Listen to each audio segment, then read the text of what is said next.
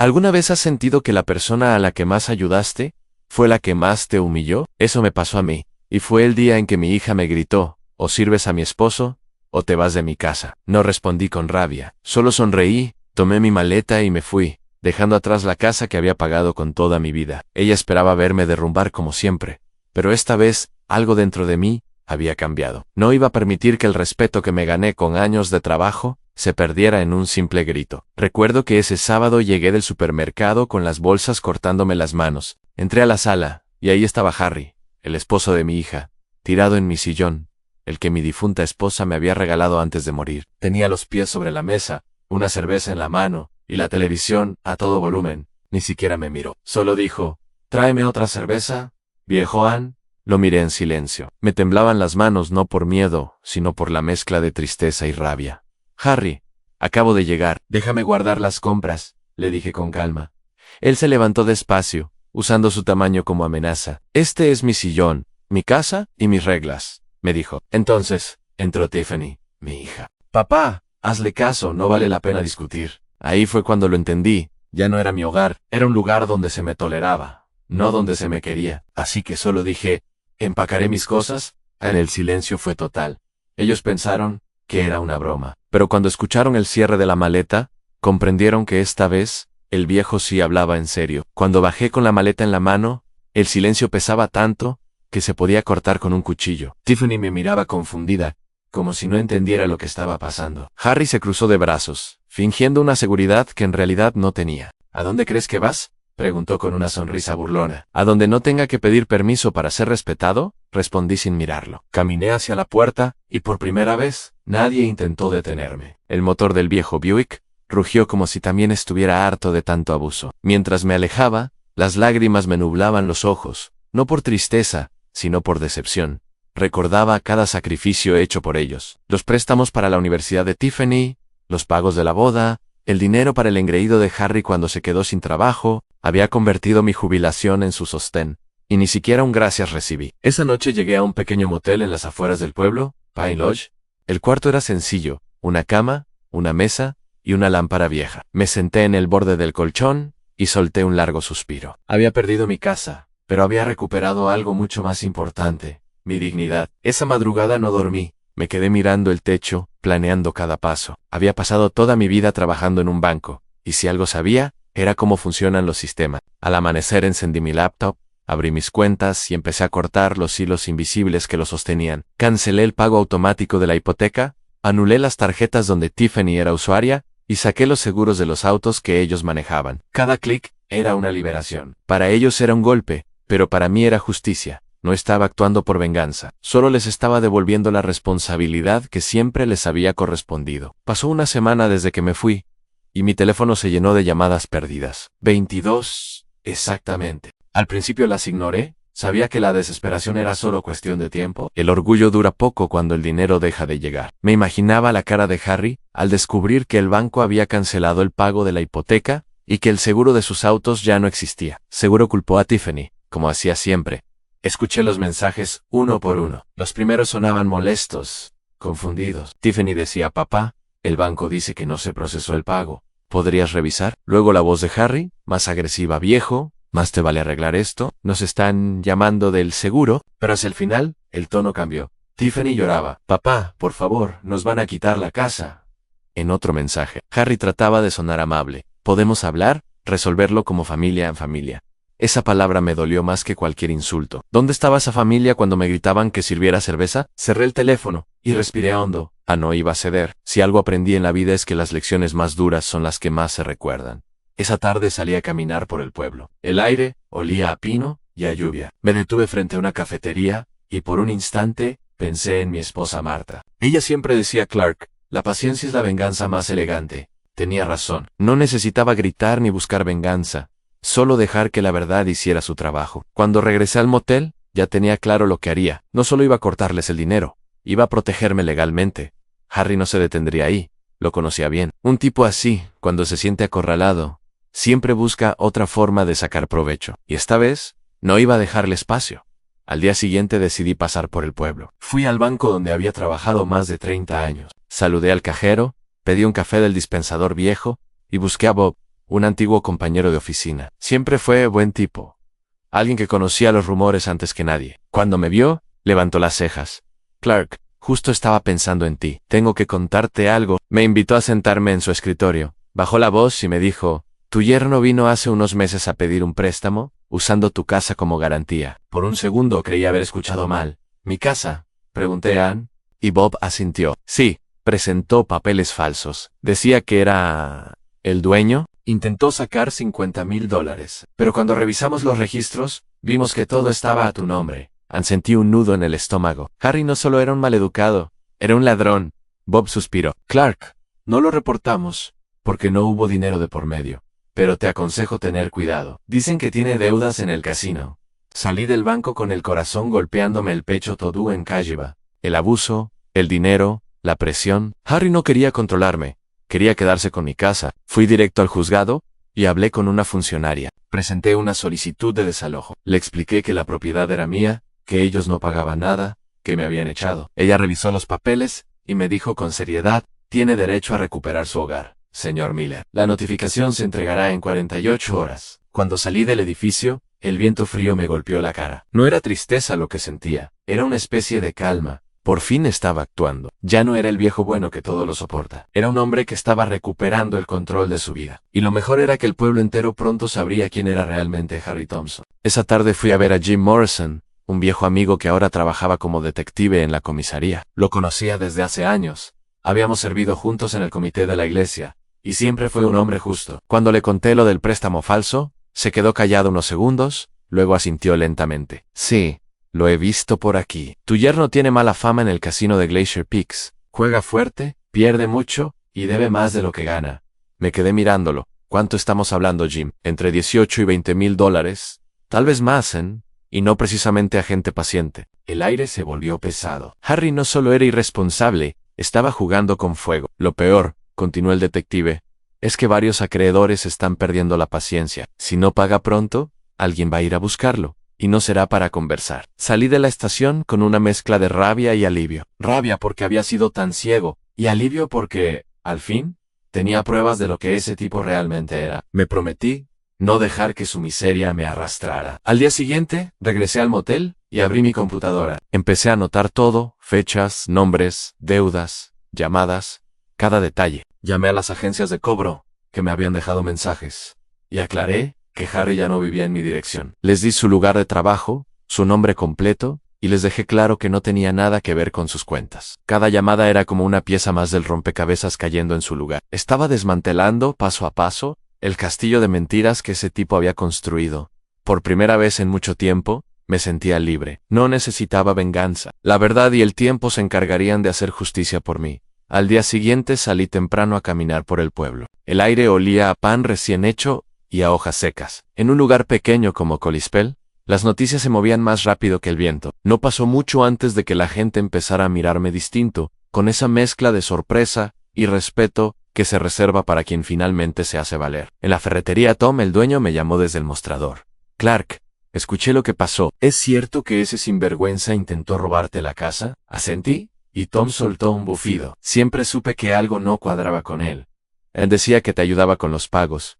Y resulta que eras tú quien lo mantenía. En cuestión de horas, el rumor se extendió. La señora Henderson del comité de la iglesia me detuvo en la calle. Clark, cariño, escuché que te mudaste al motel. ¿Todo bien? Sonreí, con calma. Todo bien, solo necesitaba un poco de paz. Ella apretó los labios, curiosa. Dicen que tu yerno tiene deudas hasta con los fantasmas. Yo solo respondí. Entonces, le espera un largo camino de aprendizaje. No tuve que hacer nada más. El pueblo entero se encargó de revelar la verdad. Las personas empezaron a hablar entre ellas, a recordar los favores, los préstamos y las mentiras de Harry. La reputación que tanto había presumido comenzó a resquebrajarse. Y yo, por primera vez en años, me sentí tranquilo. Esa tarde pasé por la iglesia y el pastor Williams me invitó a su oficina. Me escuchó en silencio, sin juzgarme. A veces Clark me dijo, el amor no se mide por cuánto protegemos, sino por cuando dejamos de hacerlo. Sus palabras me acompañaron mientras caminaba de regreso al motel. Sabía que lo que venía no sería fácil, pero ya no tenía miedo. Había recuperado mi voz, y nadie iba a hacerme callar otra vez. No pasó mucho tiempo antes de que Harry intentara contraatacar. Era cuestión de días. Un sábado por la mañana mi teléfono comenzó a sonar sin parar. Tom, el dueño de la ferretería, me avisó primero. Clark, ese tipo anda diciendo por todo el pueblo que te volviste loco, que estás teniendo un colapso y que lo echaste por una crisis de demencia. Sentí una mezcla de risa y tristeza. Era típico de alguien como él, usar la mentira para tapar sus errores. No tardé en recibir otra llamada, esta vez, del detective Morrison. Clark, te aviso para que estés preparado. Harry vino hoy a la estación. Intentó denunciarte por abuso de ancianos. Dice que está siendo manipulado para tomar malas decisiones financieras. Me reí por primera vez en días. ¿Y le creíste? Por supuesto que no, dijo Morrison. No tiene pruebas ni sentido. Solo quería dejar constancia. Pero no irá a ningún lado. A la tarde, me llamó Tiffany. Su voz sonaba quebrada, casi ensayada. Papá, sé que estás molesto, pero tienes que entender. Estoy embarazada. Hubo un silencio largo. ¿Desde cuándo lo sabes? ¿Desde la semana pasada? El médico dice que el estrés puede afectarme. Por favor, no empeores las cosas. Algo en su tono no me cuadraba. ¿Qué médico? Pregan, el doctor Richards de la clínica, lo conocía perfecto. Hablaré con él para ayudar con los gastos. Ella se alteró enseguida. No, papá, no llames. Es asunto mío. Y colgó. Ahí supe que era otra manipulación. Una estrategia más de Harry. Intentaban jugar con mi culpa. Pero esta vez no iba a ceder. Ya no era el padre, que pagaba todo por amor. Era el hombre que aprendió, a golpes, que a veces amar también significa dejar caer a quien se niega a levantarse. 2 días después de esa llamada, me crucé con Harry frente al banco principal del pueblo. Estaba hablando en voz alta, rodeado de curiosos. Ese viejo está loco, decía, agitando las manos. Echó a su hija embarazada de la casa y ahora inventa cosas sobre mí. Las personas lo escuchaban con atención, pero cuando me vieron llegar, el silencio cayó de golpe. Caminé despacio hacia él, sin levantar la voz. Hola, Harry, veo que sigues contando cuentos. Su cara cambió de color. Miren, aquí está el hombre del que les hablaba. Lo miré directamente. ¿Ya les contaste también del préstamo falso que intentaste sacar con mi casa? ¿O de las deudas de juego en el casino? Un murmullo recorrió la gente. Él dio un paso adelante, furioso. No sabes de lo que hablas. $18,000. Para ser exacto, respondí tranquilo. Y un intento de fraude que el banco rechazó. ¿Te suena? La expresión de Harry se derrumbó. Algunos presentes sacaron sus teléfonos, grabando sin disimulo. Te estás metiendo en terreno peligroso, viejo, murmuró entre dientes. No más peligroso que el casino donde perdiste tu dinero, respondí sin apartar la vista. El rumor se expandió en cuestión de minutos. En un pueblo pequeño, la verdad viaja más rápido que cualquier mentira. Yo simplemente me di la vuelta y caminé hacia la cafetería, mientras él se quedaba ahí, sudando, con todos mirándolo distinto. Esa noche, el gerente del motel me avisó que Harry había estado rondando por el estacionamiento. Se quedó frente a su puerta unos minutos, luego se fue, me dijo preocupado. Dejó a varios huéspedes nerviosos. Llamé al detective Morrison de inmediato. James, necesito protección legal. Esto ya se está saliendo de control. Él respondió firme. Tranquilo, Clark. Mañana tendrás tu orden de restricción. Nadie se mete contigo sin consecuencia. A la mañana siguiente, fui a la estación de policía con el corazón sereno, pero firme. El detective Morrison me esperaba con un sobremanila sobre su escritorio. Aquí tienes, Clark. Es la orden de restricción contra Harry Thompson. Desde este momento, no puede acercarse a menos de 500 pies de ti o de tu propiedad. Si lo hace, va directo a la cárcel. Respiré profundo. Era un papel, sí, pero para mí representaba algo mucho más grande el final del miedo. Jim revisó unos documentos más y luego me miró serio. Hay algo que también debes saber. Harry estuvo consultando a un abogado sobre las leyes de posesión por ocupación. Intentaba ver si podía reclamar legalmente tu casa, después de 5 años de vivir ahí. Me quedé helado. ¿Quería robarme mi casa de forma legal? Morrison asintió inexactamente. Pero, tranquilo, no tiene derecho alguno. Vive ahí con tu permiso y no ha pagado ni impuestos ni alquiler. Es una jugada desesperada. Salí de la comisaría con una sensación extraña. Una mezcla de alivio y asombro. No podía creer hasta dónde llegaba la ambición de ese hombre. Pensé en Martha. En cómo habría reaccionado al ver que su propio yerno intentaba apoderarse del hogar que construimos con tanto sacrificio. Esa tarde hice más llamadas, todas rápidas y concretas. Avisé a las agencias de crédito y a los cobradores de deudas que Harry ya no vivía en mi dirección. Les di su nombre, su trabajo y su ubicación. No lo hacía por rencor, lo hacía para evitar que siguieran buscándome. Cuando terminé, me serví un café en la pequeña taza del motel y miré por la ventana. Afuera caía una llovizna ligera, y por primera vez en mucho tiempo sentí verdadera paz. Era el silencio de quien ya no debía nada a nadie, ni siquiera disculpas. El lunes siguiente me desperté temprano. El cielo estaba gris, y el sonido de la lluvia suave golpeando la ventana del motel me dio una sensación de calma. Sabía que ese día sería importante. A media mañana recibí una llamada de un número conocido. Era Mike Brennan, el dueño del concesionario donde trabajaba Harry en Clark. Necesito hacerte una pregunta. Harry anda diciendo por ahí que lo echaste de tu casa por un problema de salud mental. ¿Es cierto? Me quedé en silencio un segundo. No, Mike. Lo eché porque me faltó el respeto y trató de robarme. Hubo un largo silencio al otro lado. Eso, me imaginaba. Tengo 3 clientes que dicen que él les debe dinero. Uno hasta lo vio en el casino. No puedo tener a alguien así representando mi negocio, ¿ne? Esa tarde, Harry perdió su trabajo. Supe la noticia por un mensaje que me mandó Tom, el de la ferretería el mentiroso, ya está fuera del concesionario. El pueblo entero lo sabe, pero lo que más me impactó fue la llamada de Tiffany. Sonaba agotada, su voz era un hilo. Papá, hay hombres viniendo a la casa, dicen que Harry debe dinero, que quieren embargar cosas. El banco también llamó. Dicen que si no pagamos, habrá demandas. Cerré los ojos y respiré profundo. Hija, eso es lo que pasa cuando se vive del dinero de otros. Son las consecuencias. Hubo un silencio largo. No sabía que debía tanto. Dijo que trabajaba horas extra. Trabajaba sí, pero en el casino. Sentí que sus lágrimas atravesaban el teléfono. Papá, no sé qué hacer. Haz lo correcto, Tiffany. A veces, lo único que se necesita es decir la verdad. Sabía que ese momento sería el punto de quiebre. O despertaba, o se hundía con él. La decisión ya no era mía, era completamente suya. Esa noche me quedé en el auto estacionado frente a lo que alguna vez fue mi casa. No por nostalgia, sino por cierre. A través de la ventana podía ver las luces encendidas y las sombras moviéndose dentro. Harry caminaba de un lado a otro, con movimientos bruscos, mientras Tiffany se sentaba en el sofá, la cabeza entre las manos. La rabia de él y la tristeza de ella llenaban el aire. Incluso desde la distancia, vi llegar una camioneta con el logo de una agencia de cobros. 2 hombres bajaron, tocaron la puerta y comenzaron a hablar con Harry y Ann. La conversación duró poco. Luego se escuchó un portazo, gritos y un golpe seco. Tiffany salió corriendo detrás de ellos suplicando calma. Me dolía verla así, pero también sabía que cada lágrima era parte del aprendizaje que la vida le estaba dando. Al día siguiente recibí un mensaje de Steve, el encargado del motel Clark. Ese tipo estuvo aquí otra vez anoche. Se quedó parado frente a tu puerta por unos minutos y luego se fue. Tenemos el video. Enseguida llamé al detective Morrison. Jim, ya está cruzando la línea. Necesito que vean ese material. Él me tranquilizó. Ya tengo la orden lista. Si se acerca otra vez, lo arrestamos. Esa llamada me dio paz. Había pasado de ser la víctima a ser alguien que se defendía con dignidad. Lo miré todo con una mezcla de tristeza y alivio. Por fin entendía algo que me costó años. Aprender a veces, uno tiene que dejar que la gente se caiga, para que aprenda a levantarse sola. Esa noche dormí profundamente por primera vez en mucho tiempo. No soñé con venganza ni con justicia. Soñé con paz, con la misma paz que llega cuando por fin haces lo correcto, aunque duela. Pasaron unos días antes de que volviera a saber de Tiffany. Una mañana me llamó con la voz cansada, como si hubiera envejecido 10 años en una semana. Papá, Harry se fue. Dijo que no tenía nada que hacer aquí. Dejó deudas, dejó el auto, y simplemente desapareció. Me quedé en silencio.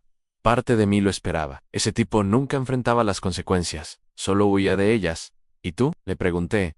Estoy sola, papá, perdí todo. No sé por dónde empezar. Le propuse vernos en el viejo café del centro, el mismo donde solíamos ir después de la iglesia, cuando ella era niña. Llegó tarde, con los ojos hinchados y las manos temblando. No vengo a pedirte dinero, me dijo apenas se sentó. Solo quiero que me escuches, y lo hice. Me habló de los años junto a Harry, de cómo había confundido control con amor y dependencia con familia. Ahora entiendo lo que me decías, murmuró. Tomé un sorbo de café, y le respondí con calma. Hija, no se trata de lo que perdiste, sino de lo que estás aprendiendo. Lo material se recupera, pero la dignidad solo vuelve cuando uno deja de mentirse. Ella asintió, con lágrimas silenciosas. Quiero enmendar las cosas. No sé cómo, pero lo haré. La miré con ternura. Empieza diciendo la verdad, Tiffany. No conmigo, sino con todos. El pueblo merece saber quién fue realmente tu padre, y lo que soportó por amor. Guardó silencio, pensativa. Sabía que eso era lo más difícil. ¿Y si me juzgan? Pregan. Te juzgarán menos de lo que tú misma ya lo hiciste. Aun cuando se fue, la vi caminar hacia su coche con pasos lentos, pero firmes. No era la hija altiva que me echó de casa. Era una mujer que por fin estaba dispuesta a mirar de frente las consecuencias de sus actos. Llegó el domingo, y el pueblo entero parecía saber que algo iba a pasar. Fui a la iglesia temprano, como siempre. Me senté en la tercera fila, el lugar que Marta y yo ocupábamos cada semana, antes de que la enfermedad se la llevara. El pastor Williams comenzó el servicio con los mismos himnos de siempre, pero el ambiente era distinto. Todos murmuraban, esperando a Anne, y entonces la vi. Tiffany se puso de pie al fondo y caminó hacia el frente con la mirada fija y el corazón en las manos. Su voz tembló al principio, pero luego se fortaleció. Quiero decir algo sobre mi padre, comenzó. Durante años, él nos sostuvo, pagó mi universidad, mi boda y hasta nuestra casa. Y yo, en lugar de agradecer, lo traté como un sirviente. Hubo un murmullo en la sala. Hace semanas, lo echamos de su propio hogar, solo porque se negó a obedecer a mi esposo. Pero mi papá nunca fue el problema. El problema fui yo, por no ver la verdad. Sus palabras hicieron que el silencio se volviera absoluto. Nadie se movía. Tiffany respiró hondo. Papá, sé que estás aquí. No mereces mis lágrimas, pero las tengo igual. Perdón por el daño, por el orgullo, por haberte hecho sentir pequeño cuando en realidad eras más grande que todos nosotros. No pude contener las lágrimas. Era como si el peso de años enteros se levantara de mis hombros. El pastor se acercó y dijo con voz suave, a la verdad siempre encuentra su camino, y cuando lo hace, libera a todos. Después del servicio, el pueblo entero se me acercó con abrazos y palabras de apoyo. Tiffany me esperaba afuera, más tranquila, más humana. Lo hice, papá, dijo Anne, conté la verdad. Y por primera vez en mucho tiempo, la abracé sin resentimiento. Pasaron 3 meses desde aquel domingo que cambió nuestras vidas. La casa ya no era mía, pero tampoco me importaba. La había donado al programa de vivienda para veteranos, justo como siempre soñé. Ver a 3 familias mudarse allí, con sus hijos corriendo por el jardín donde antes reinaban las discusiones, fue la mayor paz que pude encontrar. Ya no quedaba rencor, solo gratitud. Me mudé a una pequeña cabaña junto al lago. Nada lujoso, pero perfecta para mí, Anne. Por las mañanas tomo café viendo cómo el sol se levanta sobre el agua, y por las tardes camino entre los pinos, escuchando el canto de los pájaros. Cada día es un recordatorio de que la tranquilidad no se compra, se construye. Un mensaje de Tiffany llegó una tarde de invierno. Papá, llevo 3 meses en terapia. Estoy aprendiendo a empezar de nuevo. ¿Podemos vernos para tomar un café? Sonreí sin pensarlo. Por supuesto, hija. El sábado, en el mismo café de siempre, y así fue. La vi entrar con una calma nueva en su mirada. Ya no había soberbia ni vergüenza, solo una mujer dispuesta a sanar. Papá, gracias por no rendirte conmigo, le respondí a veces. La mejor forma de amar es alejarse para que el otro aprenda a valorar lo que tenía. Cuando se fue, me quedé viendo su coche desaparecer por el camino. Pence, en Martha. En lo mucho que habría querido presenciar ese momento, sonreí. No todo final significa pérdida, algunos son simplemente comienzos disfrazados de despedida. Miro el reflejo del lago cada mañana, y sé que tomé las decisiones correctas. Dignidad, paz y perdón, 3 palabras que ahora definen mi vida. Gracias por escuchar, y si esta historia te llegó, suscríbete, comparte, y nunca dejes de creer en la verdad.